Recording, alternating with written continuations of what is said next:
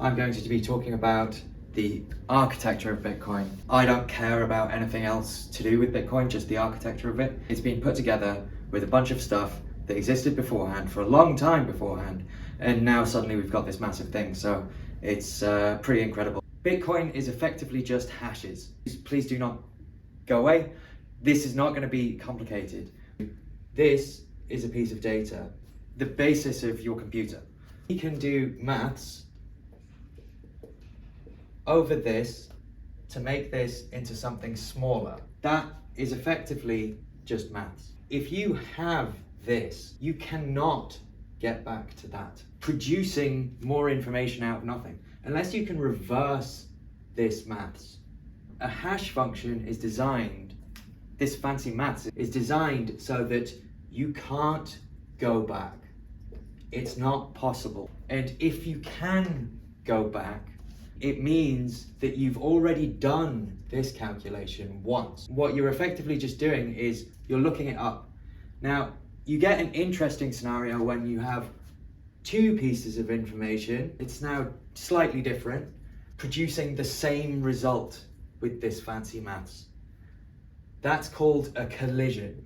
It's like a car crash. You get two things into one. So now you have two things to look up, and you don't know which one produced this. That is all a hash is. If anyone's trying to make it more complicated, now you understand the concept. Bitcoin takes a piece of data, does that fancy maths, a hash, successively. So you've got a chain of hashes. We're going in this direction. The transactions are not actually in here in data. What Bitcoin does is it takes a transaction and hashes it into that. So you've got like this flow going up, there, up, there, up, there. Why would you do this? We're going to go back to triangles. If you have the blockchain, we can put more transactions in a single block. This is a block. It's technically a block header. These are transactions. What we're doing here is we're taking two transactions and hashing them into this data. So we have a structure where we can take two pieces of data, turn them into a smaller pieces of data. And we just do this a lot. There should have been another one there, but there we go. And on the end, if we've got a different number, well, we just take this one and turn it into a smaller piece of data, and then we do that again, and then we do it again. This is Bitcoin's architecture. That's all it is. There's a little bit of details in that we hash that a lot to do something. If we want to know, say, for example, this transaction is contained in that flow that we had before, we don't need all of that. We just need the data that it's made from. We don't care about anyone else's files. We only care about what we need to care about because it's efficient. If you've got a mobile phone, 250 gigabytes these days, maybe a terabyte, you don't need to store everyone's one mobile phone terabyte size in your 1 terabyte phone. That doesn't make sense. That's not possible. We can shard the system as long as everyone's got this chain of block headers. Is tiny. At the moment, Bitcoin's 15 years old nearly, and that I think is a grand total of less than 100 megabytes. And you've got a terabyte on your phone. If you say that Bitcoin doesn't scale, and that's the only thing I've explained, you know that that person doesn't know anything about Bitcoin, because this is all verifiable in the white paper.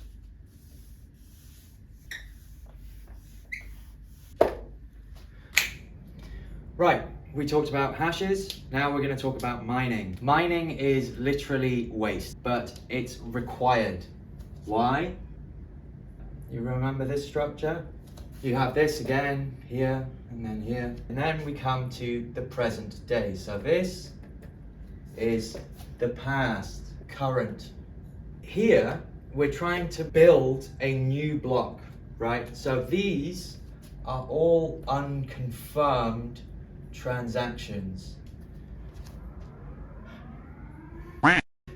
So we have these alarms in the Netherlands once every month, the first Monday of the month at midday, so you can tell exactly when this was recorded.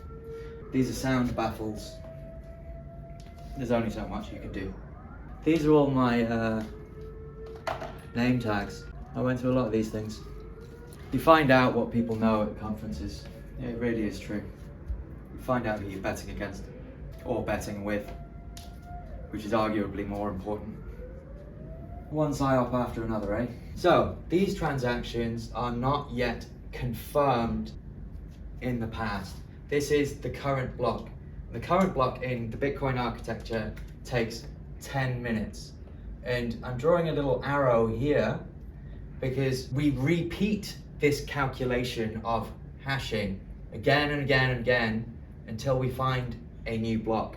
Because the new block has certain requirements.